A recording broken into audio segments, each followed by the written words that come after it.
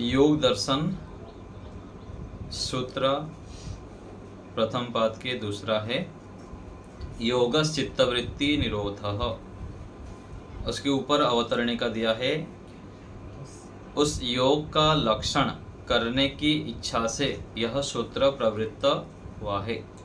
पिछले सूत्र में जो योग के विषय में कहा गया उस योग के लक्षण को आगे के सूत्र में बता रहे हैं। सूत्र है योगस चित्त वृत्ति निरोधः। शब्दार्थ है योगः चित्त वृत्ति निरोधः। योग अर्थात समाधि, चित्त वृत्ति निरोध चित्त की वृत्तियों का निरोध योग है। सूत्रार्थ है चित्त की वृत्तियों का निरोध रुक जाना योग अर्थात समाधि है। आगे देखिए योगार्थ प्रकाश हिंदी में जो लिखा है। इस सूत्र में योग के स्वरूप का वर्णन है। सूत्र में सर्व शब्द का ग्रहण ना होने से संप्रज्ञात समाधि भी योग कही जाती है।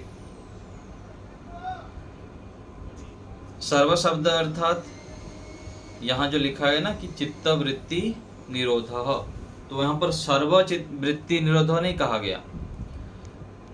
सर्व चित्त वृत्ति चित्त के सारे वृत्तियों का ये ना कहा जाने से यहाँ पर संप्रज्ञात समाधि को भी योग नाम से लेंगे, केवल असंप्रज्ञात समाधि को नहीं लेंगे, ये कहना चाह रहे हैं। तो आगे देखिए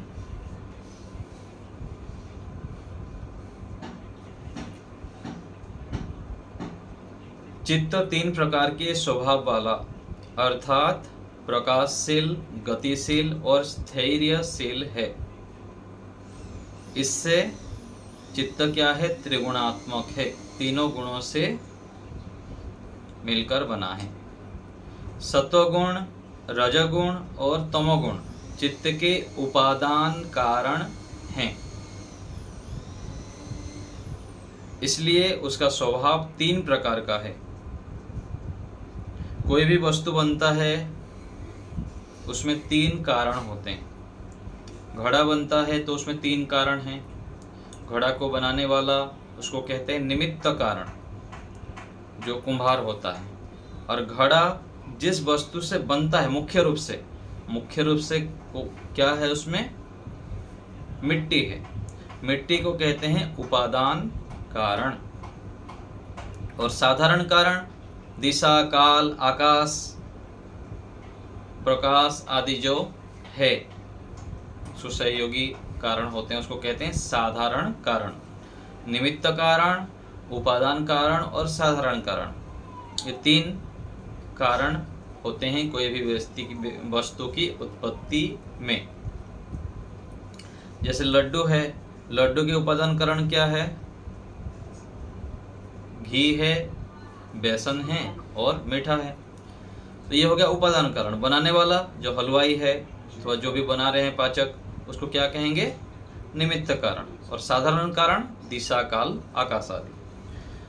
तो ऐसे ही ये जो चित्त है, चित्त का उपादान कारण क्या है? सत्वगुण, रजगुण और तमोगुण है। तो इसलिए इसका स्वभाव क्या है? तीन प्रकार का है। चित्त में होने वाले वास्तविक और अवास्तविक ज्ञान को वृत्ति अर्थात व्यापार कहते हैं। चित्त में होने वाले वास्तविक और अवास्तविक ज्ञान, वृत्ति अर्थात व्यापार कह दीजिए, व्यवहार कह लीजिए, उसको वृत्ति कहते हैं। और दूसरे अर्थ में ज्ञान भी कहा जाता है। तो वो जो व्यापार चित्त में होते हैं वह क्या है? वास्तविक भी होते हैं और अवास्तविक भी होते हैं। जो भी विचार आता है वो सत्य भी होता है और असत्य भी होता है। कुछ काम का होता है, कुछ बिना काम का होते हैं। तो यहाँ पर जो वृत्ति कहा है उस वृत्ति का मतलब हमको समझना है कि अनावश्यक विचार जो हमारा काम का नहीं है उसको वृत्ति नाम से ग्रहण करें। ध्यान में बैठे हैं, ध्यान के समय ईश्वर के विषय में हमको चिंतन करना है, व्यवहार का आ गया और सांसारिक कोई भी विचार आ गया तो क्या है, वृत्ति है, वाधक है। वाधक जो विचार है, ज्ञान है, उसको वृत्ति नाम से यहाँ कहना चाह रहे हैं। तो जो वास्तविक है वो काम का है, वही वृत्ति नाम से नहीं होगा। जो अवास्तविक है, जो अज्ञानतापूर्ण रूप में आते हैं, जो उस समय के लिए आवश्यक नहीं है, वो वृत्ति है। तो चित्त के निर्माण में सत्व गुण की प्रधानता है, परंतु उसमें रजगुण तमोगुण भी मिश्रित रहते हैं। जिस समय चित्त में रजगुण और तमोगुण का उभार होता है उस समय मनुष्य विविध ऐश्वर्यों का इच्छुक होता है। यह चित्त की क्षिप्त अवस्था है। तो चित्त मूल रूप से क्या है, सत्वगुण प्रधान है। जैसे दूध, घी, मक्खन, मिठाई, फल आदि होते हैं, ये सब सत्वगुण अधिक मात्रा में। तो कोई भी वस्तु बनता है तो उसमें 3 प्रकार का गुण मिला हुआ रहता है। किसी में सत्वगुण अधिक है, किसी में रजोगुण अधिक है, किसी में तमोगुण अधिक है। तो कुछ व्यक्ति यहाँ मिलते हैं हमको, यहाँ जब हम लोगों से व्यवहार करते हैं तो उनके अंदर भी कोई सात्विक व्यक्ति होते हैं, उनके पास मिलते हैं तो बहुत अच्छा लगता है। उनका व्यवहार, चाल चलन, बोल चाल, वाणी में मधुरता, तो ये क्या है, सत्वगुण का लक्षण है।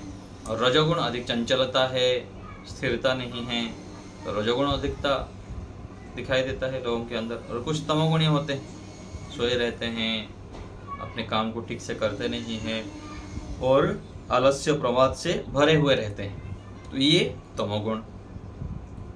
तो चित्त मूल रूप से सत्वगुण की प्रधानता है, परंतु रजोगुण और तमोगुण भी मिश्रित रहते हैं। और जिस समय रजोगुण तमोगुण उभार हो जाता है तो उस समय मनुष्य विविध ऐश्वर्यों का इच्छुक होता है। और इस अवस्था का परिचय क्या है, ये क्षिप्त अवस्था की स्थिति है। आगे है, जब तमोगुण का उभार होता है, अधिक मात्रा में होता है।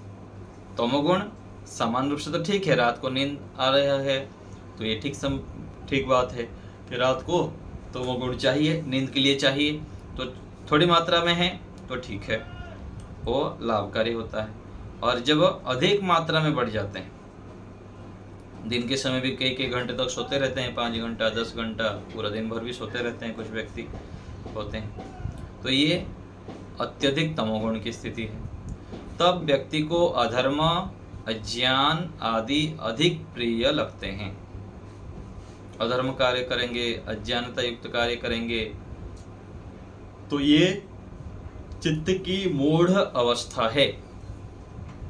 रजोगुण की, तमोगुण की जब मात्रा बढ़ते हैं दोनों एक साथ और सत्वगुण थोड़ा कम हो जाता है तो ये क्षिप्त अवस्था हो गया। और तमोगुण केवल जब हावी हो जाते हैं तो वहां पर मूढ़ अवस्था है। और जब तमोगुण दब जाता है और रजोगुण कुछ मात्रा में उभर होता है, तब व्यक्ति की धर्म, ज्ञान, वैराग्य में अधिक रुचि होती है। यह चित्त की विक्षिप्त अवस्था है। तो विक्षिप्त अवस्था में भी सत्वगुण तो कुछ रहते हैं और जो रजोगुण और तमोगुण है उसका भी उभार रहता है।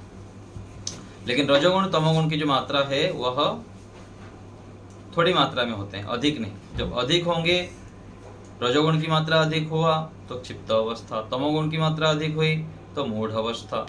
और दोनों थोड़े थोड़े यदि प्रभावी हो रहे हैं सत्वगुण के साथ साथ तो ये विक्षिप्त अवस्था है। और जब सत्वगुण की प्रधानता रहती है और रजोगुण तमोगुण दब जाते हैं तो साधक धर्म मेघ समाधि में पहुंच जाता है। तो सत्वगुण की प्रधानता होने पर रजोगुण तमोगुण दब जाते हैं और साधक जो धर्ममिक समाधि है, संप्रज्ञात समाधि के ऊंची स्थिति है, उसमें पहुंच जाता है। इस अवस्था को योगी लोग परम प्रसंख्यान के नाम से कहते हैं। प्रसंख्यान, परम प्रसंख्यान अर्थात योग की ऊंची अवस्था, ज्ञान की ऊंची अवस्था। इस समाधि में पदार्थ का स्वरूप अच्छे प्रकार से परिज्ञात होता है। तो ये भी ऊंची अवस्था है धर्ममेक समाधि, और यह चित्त की एकाग्र अवस्था है। तो एकाग्र अवस्था का बार बार अभ्यास करने पर, समाधि की अभ्यास करते हुए जब धर्ममेक समाधि की प्राप्ति होती है तो ये भी बहुत ऊंची अवस्था है। आचार्य जी कौन सा पेज नंबर है? 23 नंबर संख्या है, पृष्ठ संख्या 23। तो यह चित्त की एकाग्र अवस्था है। ये विविध परिवर्तन चित्त में होते हैं, जीवात्मा में नहीं होते हैं। तो ये बार बार क्यों कह रहे हैं?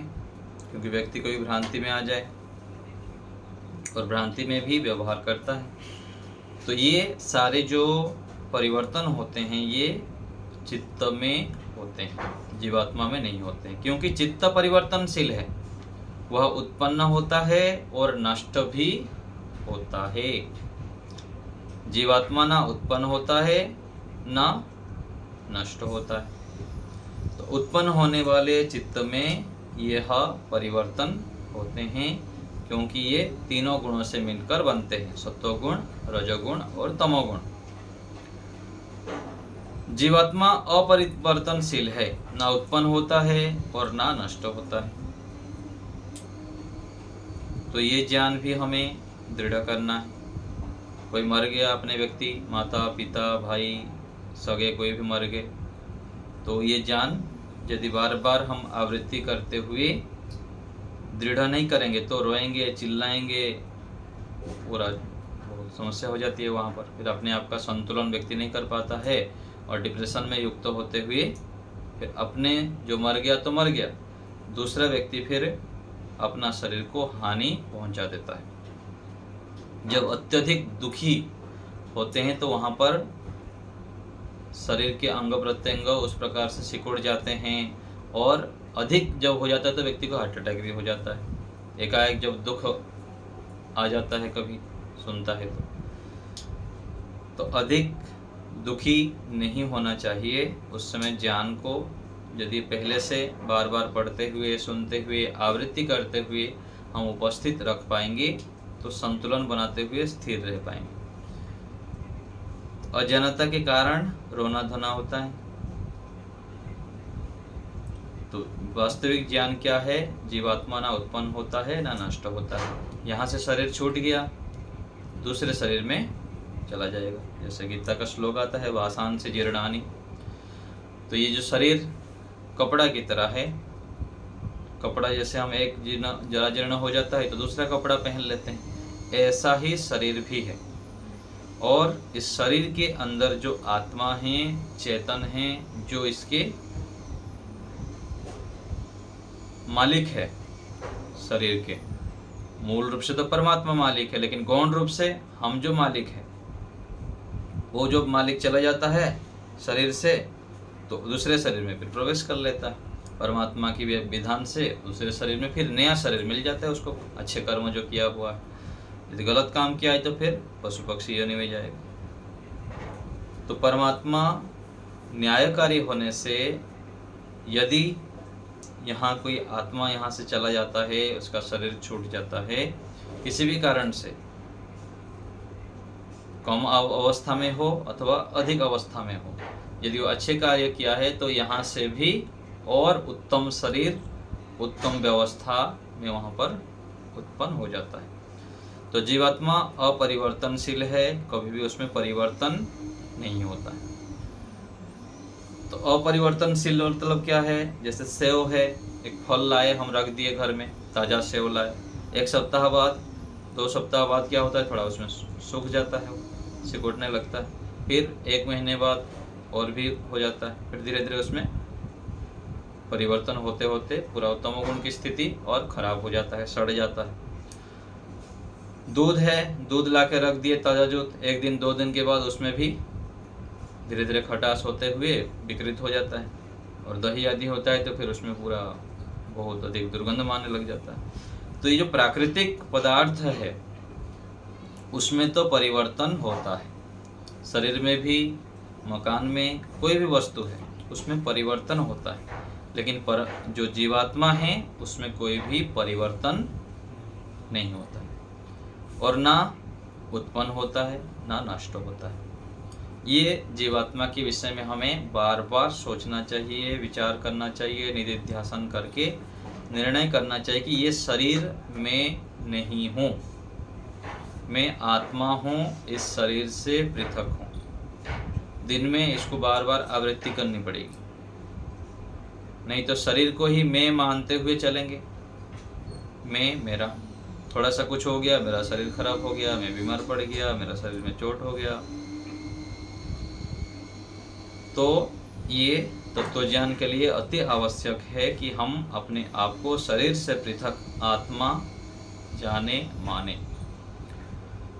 आगे है, धर्ममेक समाधि के समय बुद्धि का और जीवात्मा का पृथक पृथक स्वरूप ज्ञान रहता है। जब संप्रज्ञात समाधि की ऊंची अवस्था धर्ममेक समाधि की प्राप्ति होती है तो वहां पर मैं अलग हूँ, आत्मा और ये शरीर, मन, बुद्धि, इंद्रियां अलग है, यह ठीक ठीक ज्ञान रहता है।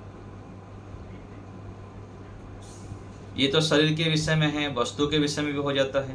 कोई अच्छी मोबाइल ले आए और कोई अच्छी गाड़ी हो गई तो उसमें कोई चोट आ जाए, खरस आ जाए, गिर गया तो व्यक्ति सोचता है कि मेरा शरीर में भी हानि होगी, मैं मर गया, मैं टूट गया। और घर को लेकर सभी साधनों में भी हो जाता है। साधनों में भी ज्ञान नहीं होता है कि ये मेरे प्रयोग के लिए है, उसमें यदि कुछ हो गया तो हो गया, जानबूझकर तो करता नहीं कोई। तो वहाँ भी बहुत चित्त को संभालते हुए व्यवहार करना होता है, सावधानी से, नहीं तो वस्तु थोड़ा सा टूट जाता है और संबंधों में टकराव हो जाता है। वस्तु टूट गया 10 रुपए का और टकराव हो जाएगा 10,000 रुपए का, लड़ाई झगड़ा, चित्त विकृत हो जाता है उसके कारण, सावधान ना रहने के कारण। तो वस्तु चाहे लाखों रुपए का भी खराब हो जाए, लेकिन संबंध में खराब नहीं होना चाहिए, संबंध में, और अपने चित्त की को भी विकृत नहीं करना चाहिए। सत्वगुण अवस्था चित्त को बनाए रखने के लिए लंबा प्रयास करना पड़ता है, और थोड़ा सा लड़ाई हो गया, झगड़ा हो गए, मनमुटाव होता है तो फिर वो सत्वगुण की अवस्था गायब हो जाता है। फिर ध्यान में बैठेंगे तो वही लड़ाई झगड़ा और जो दिन भर व्यवहार की जो स्थिति है आ जाएगा, फिर उसको बनाने में फिर लगाओ समय। तो वस्तु चाहे टूट जाए, फूट जाए, कुछ भी हो जाए, अपने चित्त को शांत रखना है कि चलो कोई बात नहीं, हो गया, आ जाएगा फिर वो सामान। तो पूर्व प्रस्तुत होते हुए हमको चित्त को सात्विक रखना चाहिए। प्रत्येक वस्तु, शरीर से लेकर कोई भी साधन है, मेरे से पृथक हैं, मैं अलग हूँ, ये ज्ञान विवेक पूर्ण ज्ञान है। इस ज्ञान का नाम विवेक ख्याति है, यदि हम अपने को और सारे साधनों को अलग अलग मानते हुए चलते हैं। यह सत्व गुणात्मक है। ये ज्ञान कब हम उपस्थित रख पाएंगे? जब सत्व गुण को उभार के रखेंगे। और सत्व गुण को उभार कर रखना अत्यधिक कठिन कार्य है, पुरुषार्थ से अधिक। कठिन तो क्या, पुरुषार्थ करने पर कठिन कार्य भी सरल हो जाता है। कोई व्यक्ति भोजन बना के नहीं खाता है, आटा गूंथना पड़ेगा, सब्जी बनानी पड़ेगी, सीधा मोबाइल उठा लेता है, जोमेटो से अथवा स्विगी आदि से ऑर्डर करके मंगा के खा लेता है। वो कैसे तेल में पका रहा है, क्या कर रहा है, कुछ पता नहीं। और घर में बना के खाएंगे, थोड़ा पुरुषार्थ करेंगे तो बढ़िया ताजा भोजन करेंगे, सात्विक भोजन करेंगे। तो जब व्यक्ति रजोगुण तमोगुण से युक्त होता है, मेहनत नहीं करता है, तो वह फिर अपने आप दुखी होता है और विनाश कर लेता है। तो जीवात्मा इससे भिन्न है, इस सारे साधनों से। जब धर्मैक समाधि को प्राप्त योगी विवेक ख्याति में भी दोष देखता है तो उससे भी वैराग्य हो जाता है। जो धीरे धीरे ऊपर बढ़ता है, व्यक्ति छोटे बच्चा होता है तो खिलौना से खेलता है, बड़े होने के बाद वो खिलौना साइड हो जाता है, और आगे चलकर व्यक्ति गाड़ी मकान कार सब खरीदता है। फिर धीरे धीरे जब उसमें भी वैराग्य हो जाता है तो छोड़ छाड़ के फिर आश्रम में चला जाता है, जंगल में चला जाता है, जिसके लिए सालों लगाया, 40 साल घर बना दिया, मकान बना दिया, करोड़ों रुपया इकट्ठा कर लिया, फिर अंतिम में उससे ही वैराग्य हो जाता है, ना ना ना ये मुझको कुछ नहीं चाहिए। फिर छोड़ छाड़ के आश्रम में जाता है, केवल ईश्वर, सत्संग, स्वाध्याय, ध्यान, मौन उसको अच्छा लगता है। तो ऐसे ही साधना में भी जब धर्मैक समाधि आदि की प्राप्ति हो जाती है, उसमें भी दोष देखते हुए योगी आगे वैराग्य उत्पन्न अधिक मात्रा में तीव्रता से उच्च वैराग्य को प्राप्त करना चाहता है। यह पर वैराग्य है, जो उच्च अवस्था के वैराग्य है। यह असंप्रज्ञात समाधि का साधन है, ये जो पर वैराग्य है। पर वैराग्य से चित्त की समस्त वृत्तियों का निरोध हो जाता है। पर वैराग्य में चित्त की समस्त वृत्तियों का निरोध हो जाता है और असंप्रज्ञात समाधि की सिद्धि हो जाती है। समस्त चित्त वृत्तियों का निरोध अर्थात ईश्वर के अलावा जितने भी सांसारिक विषय का जो आलंबन करते हुए संप्रज्ञात समाधि का विषय बना हुआ था, वो सबको हटा के केवल ईश्वर संबंधित ऊंचे ज्ञान को उपलब्ध रखता है, उपस्थित रखता है। ये असंप्रज्ञात समाधि की अवस्था है। असंप्रज्ञात समाधि को निर्बीज समाधि भी कहते हैं। निर्बीज समाधि अर्थात असंप्रज्ञात समाधि, यह चित्त की निरुद्ध अवस्था है। तो असंप्रज्ञात समाधि, निर्बीज समाधि, निरुद्ध अवस्था सब पर्यायवाची है। यह चित्तवृत्ति निरोध 2 प्रकार का है। चित्तवृत्तियों का जो निरोध होता है ये भी 2 प्रकार का है, एक तो संप्रज्ञात और दूसरा असंप्रज्ञात चित्तवृत्ति निरोध। चित्तवृत्ति निरोध असंप्रज्ञात समाधि की सिद्धि हो जाने पर योगी की क्या स्थिति होती है, इसको अगले सूत्र में कहा जाएगा। तो जब असंप्रज्ञात समाधि हो जाएगी, उच्च स्तर के उच्च अवस्था को प्राप्त हो जाएंगे, तो वहां क्या लाभ क्या होता है ये अगले सूत्र में बताएंगे। तो ये संप्रज्ञात असंप्रज्ञात समाधि, चित्त की 5 अवस्थाएं, 5 अवस्था में भी कौन सा हमारे लाभकारी है, कौन किस स्थिति में हम अधिक रहते हैं, ये हमको परीक्षणीय है। क्षिप्त में रहते हैं, विक्षिप्त में रहते हैं, मूढ़ अवस्था में रहते हैं, एकाग्र अवस्था है। ये जब हमको पता लगेगा कि मैं दूसरी क्लास में हूँ, चौथी क्लास में हूँ, 5वीं क्लास में हूँ, तो फिर आगे बढ़ने के लिए प्रयत्न करेंगे। तो ये सबसे बड़ा काम है, जीवन की सार्थकता इसमें है। यदि हम अपने चित्त को चलाना जान लिए, उसकी अवस्थाओं को जान लेते हैं और उस अवस्थाओं को जान के उसको कैसे एकाग्र स्थिति में और आगे चलकर निरुद्ध अवस्था में ले सकते हैं, उसके लिए पुरुषार्थ करना, दिन भर सतर्क सावधान रहते हुए जब चलते हैं, तब फिर इन अवस्थाओं को हम आगे आगे ले जाते हैं और आगे चलकर निरुद्ध अवस्था, जो ऊंची अवस्था है, उसको प्राप्त कर पाते हैं। अब कुछ आपको पूछना है तो बताइए। सत्य प्रकाश जी।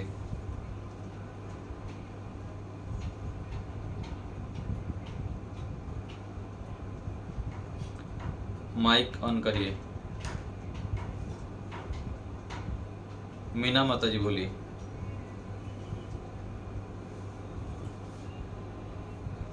नमस्ते आचार्य जी। नमस्ते।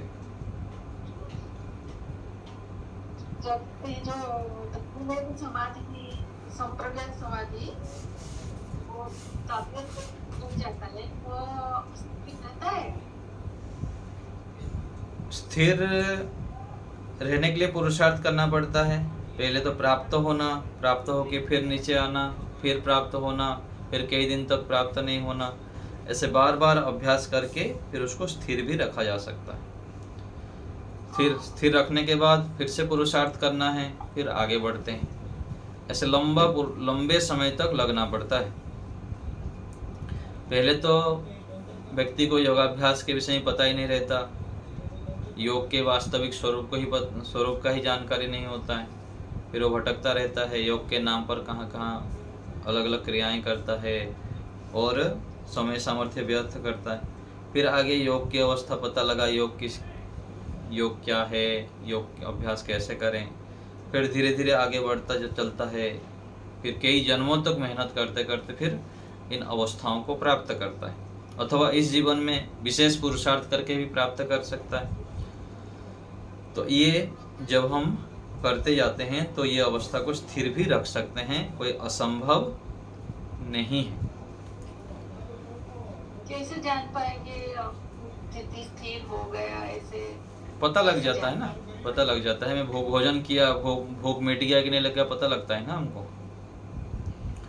जैसे पढ़ाई हम कर रहे हैं, पढ़ाई करने बाद विद्यार्थी को पता नहीं लग जाता है, जो बुद्धिमान विद्यार्थी होता है, मैं कितने % लाऊंगा, 99% लाऊंगा कि 100% लाऊंगा, अथवा 90 से 100 के बीच में लाऊंगा, ये पता लग जाता है। ऐसे ही योगाभ्यासी को पता लग जाता है और फिर आगे चलकर धीरे धीरे जो बड़े गुरुजन होते हैं उनकी सहायता लेके भी पता लग जाता है। धन्यवाद। अच्छा अगर आप बता दीजिए प्रकाशशील गतिशील तो ये प्रकाश अर्थात सत्वगुण, प्रकाश अर्थात सत्वगुण, गतिशील रजोगुण है और जो स्थितिशील है वो तमोगुण है। हाँ जी, स्थैर्यशील लिखा हुआ है, तो स्थिर होता है। हाँ, स्थिर वो होता है ना प्रकाश। स्थैर्यशील अर्थात उसमें ऐसा होगा ना कि बुद्धि काम नहीं करती है अधिक। जब एक तो सामान्य रूप से थोड़े बहुत हो तो हानिकारक नहीं है, जब अधिक हो जाता है तो बुद्धि फिर काम नहीं करती है, व्यक्ति आलस्य परमात्मा में डूबा रहता है और अज्ञान अधर्म युक्त कार्य करता रहता है, तो उसको सत्य असत्य का जानकारी नहीं होती है। इस स्थिति में तमोगुण की अवस्था। निर्मला माता जी बोलिए।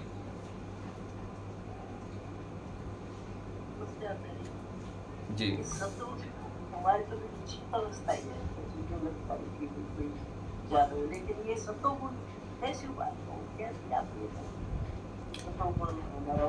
सत्वगुण के लिए पुरुषार्थी बननी पड़ेगी, आलस्य प्रमाद आदि को छोड़ना पड़ेगा। मन करता है कि चलो सर सो लेता हूँ, पढ़ाई नहीं करता हूँ, सत्संग नहीं करता हूँ, जप नहीं करता हूँ, मन होगा तो उसको हटाना है और उसको हटाते हुए फिर पुरुषार्थ में लगाना है, सत्वगुण युक्त कार्य में लगाना है। सत्वगुण कार्य सब बताया था, आपको बार बार बताता हूँ, है ना। जप करना, स्वाध्याय करना, सत्संग करना, यज्ञ करना, परोपकार करना, समय पर सो जाना, समय पर उठना, सुबह के समय जो होता है ब्रह्म मुहूर्त, ये बहुत अधिक लाभकारी होता है। उस समय 2-3 घंटा को यदि हम विशेष पुरुषार्थ किए, उसमें ध्यान, भ्रमण, व्यायाम, प्राणायाम, तो उसका प्रभाव पूरा दिन भर रहता है, अधिक मात्रा वो लाभकारी उस समय को जितना हम सदुपयोग करते हैं। तो फिर दिन भर भी ऐसे ही कार्य करेंगे, सजग होकर कार्य करेंगे, निंदा चुगली नहीं करेंगे, अपने जितना भी अपना जो दायित्व है उसको ठीक ठीक निर्वाह करना, इससे हम सत्वगुण युक्त रह पाते हैं। यदि अपने दायित्व को ठीक से नहीं कर रहे हैं, कोई देख तो नहीं रहा है, देख रहा है तो अच्छे कार्य कर लिए, नहीं देखता है तो फिर गलत कार्य करेंगे, आलस्य प्रमाद करेंगे। तो यहाँ तो थोड़े बहुत कोई देखेंगे, बड़े नहीं देखेंगे, लेकिन परमात्मा को जो हम देखते हैं कि परमात्मा तो हमको हर समय देखता है, उसको मानते हुए अपने कर्तव्यों को जब हम करते हैं तो फिर सत्वगुण से युक्त रहते हैं। जैसे पूज्य स्वामी सत्यवती महाराज जी के विषय में बोला जाता है, जब वो गुरुकुल में पढ़ते थे तो साथी मित्र लोग जो होते थे, जो बड़े आचार्य है, जो निरीक्षक होता है, तो कार्य के समय में जो उस समय वो जब देख खड़े होते थे तो सभी लोग बढ़िया काम करते थे, और थोड़े वो चले गए, साइड हो गए, तो फिर खड़े हो गए, धीरे धीरे काम किए।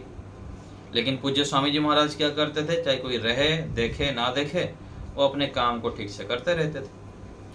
तो जब हम अपने कर्तव्यों को ठीक ठीक करते हैं और अच्छी प्रकार से करते हैं तो हम सत्वगुण से युक्त रहते हैं। और एक बात है, आयुर्वेद शास्त्र में एक जगह पर आता है कि पहल करना अर्थात कोई भी जो श्रेष्ठ कार्य होता है, कोई अच्छे कार्य होता है, अपने ओर से बढ़ चढ़ के उसमें करना। मान लीजिए कि हम बैठे हैं, 10 व्यक्ति भोजन कर रहे हैं, भोजन करने के बाद उठ गए, 9 व्यक्ति उठ गए और एक व्यक्ति अंतिम उठा है, तो वो स्वयं उठने के बाद जो बैठे हुए थे उसको अच्छे से उठा देता है। और कहीं पर सहयोग की किसकी आवश्यकता है, एक दूसरे तो बुलाना पड़ता है आओ, और दूसरा क्या अपने ओर से जाके करता है काम को। तो अपने ओर से अच्छे अच्छे कार्य के लिए पहल करना, लग जाना उस कार्य में। तो ऐसे यदि हमारा स्वभाव बन जाएगा तो हम सत्वगुण से युक्त रह सकते हैं। कोई व्यक्ति है, उसको बार बार बोलना पड़ता है ये करो ये करो ये करो, और दूसरे तेल बुद्धि है, 3 प्रकार की बुद्धि बताते हैं ना, तेल बुद्धि, रबर बुद्धि और काष्ठ बुद्धि। काष्ठ बुद्धि क्या है, जहां पर कील ठोक दिए वहां पर जितना बताया उतना। और रबर बुद्धि क्या है, उसको बताए ये नहीं करना है, फिर दूसरी बार जितना बताए किए, फिर थोड़ी उनको नहीं बोले तो फिर जितना बताए थे, रबर क्या होता है, खींच दिए फिर वहां आ जाता है ना, ऐसे होता है। और तेल बुद्धि क्या है, थोड़ा सा तेल कहीं पर डाल दे तो क्या फैल जाता है। एक काम बताया गया तो उससे संबंधित जितने भी अच्छे कार्य हो कर लेगा। तो ऐसे बुद्धि जिसकी हो गई, ऋषि लोग गुरुजन लोग थोड़ा सा संकेत करेंगे, उसको समझते हुए जो आगे से आगे उस प्रकार से कार्य करने लग जाता है, वो फिर सत्वगुण से युक्त रहता है, ईश्वर के प्रिय बनता है, प्रसन्न रहता है, निर्भीक रहता है। तो ऐसे करके हमको पहल करना है अच्छे अच्छे कार्यों में। कोई बोले ना बोले, हमको बढ़ चढ़ करके अच्छे कार्य करते जाना है। इससे क्या होता है, व्यक्ति के अंदर योग्यता बढ़ता है, उसको नया नया कार्य दिया जाता है, जिम्मेदारी दिया जाता है, और हम जितना चाहते हैं उससे कई गुना अधिक हमको फिर मिलता है इससे। ठीक है ना। माता पिता भी उस प्रकार से बढ़ चढ़ के देते हैं, गुरु आचार्य भी देते हैं, और समाज राष्ट्र में भी उसको बड़े बड़े जिम्मेदारी मिल जाते हैं, और उस जिम्मेदारी के कारण उस अपना भी कल्याण करता है और बहुत सारे लोगों का, संसार का उपकार भी कर लेता है। ठीक है, धन्यवाद। राजीव जी बोलिए।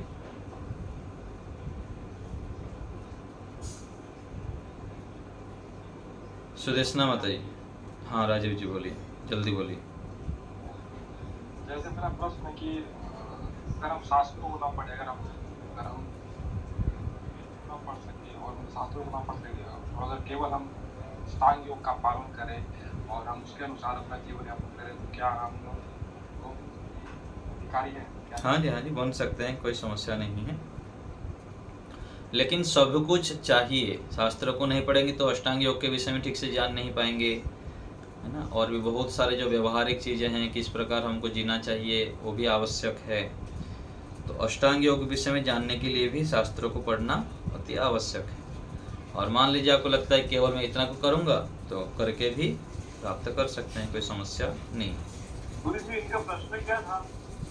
इनका कहना है कि मैं किसी शास्त्र को नहीं पढ़ूंगा, केवल योग के अंगों के विषय में मुझको पता लग गया, यम नियम आसन प्राणायाम प्रत्याहार धारणा ध्यान समाधि, इसका पालन करता जाऊंगा तो मुझको मोक्ष मिलेगा कि नहीं मिलेगा। तो इसका उत्तर है कि मिल जाएगा, कोई समस्या नहीं। लेकिन ये जो शास्त्र है, सत्संग है, जितने भी ग्रंथ है, ये सब उसके सहायक है, बाधक नहीं है, इसलिए उसको पढ़ने में कोई हानि नहीं। सुदेशना माता जी बोली। आचार्य जी, हमारे अंदर जो आवश्यक और अनावश्यक विचार सब उठते हैं, वो सबको मिला के इसको ही वृत्ति बोलते हैं? नहीं, वृत्ति के नाम से क्या है, जो बाधक है ना, जो अनावश्यक है, उसको वृत्ति कहेंगे। इस जगह पर आवश्यक यदि निरोध हो जाएगा तो फिर ईश्वर की प्राप्ति कैसे होगी, योग कैसे सिद्ध होगा, फिर तो आगे नहीं बढ़ पाएंगे ना। तो चित्त वृत्ति निरोध तो क्या है, अनावश्यक। जैसे ध्यान की परिभाषा में कहा जाता है कि तत्र प्रत्येकतानता, ज्ञान की एक समान एक तारतम्य बना रहना। और दूसरी एक व्याख्या सांख्य दर्शन में किया गया है कि एक आता है वहां पर सर्ववृत्ति निरोध, अथवा ऐसे कुछ श्लोक आते हैं कि वृत्ति का रुक जाना, वृत्तियों का निरोध हो जाना, ऐसे भी आता है। तो वहां पर भी ये समझना है कि वृत्ति निरोध अर्थात ज्ञान का निरोध, अर्थात जो अनावश्यक ज्ञान है उसका निरोध। अनावश्यक ज्ञान को ही वृत्ति कहेंगे। और हाँ जी, हाँ जी। और आवश्यक जितना है उसको क्या बोलेंगे? आवश्यक तो सहायक ही है, कोई समस्या नहीं है उसमें, ठीक है। उसको ज्ञान कहेंगे, साधक कहेंगे, है ना, वो हमारे साधन के रूप में प्रयोग होता है। और यहाँ पर जो लिखा हुआ है, व्यापार चित्त में होने वाली वास्तविक और अवास्तविक ज्ञान को कहते हैं। हाँ, तो इसमें यहाँ पर समझना चाहिए, यहाँ पर इस ढंग से जो लिखा है उस यहाँ पर इतना ही लेंगे कि जो अवास्तविक है उसको वृत्ति रूप में लेंगे। वृत्ति का अर्थात ज्ञान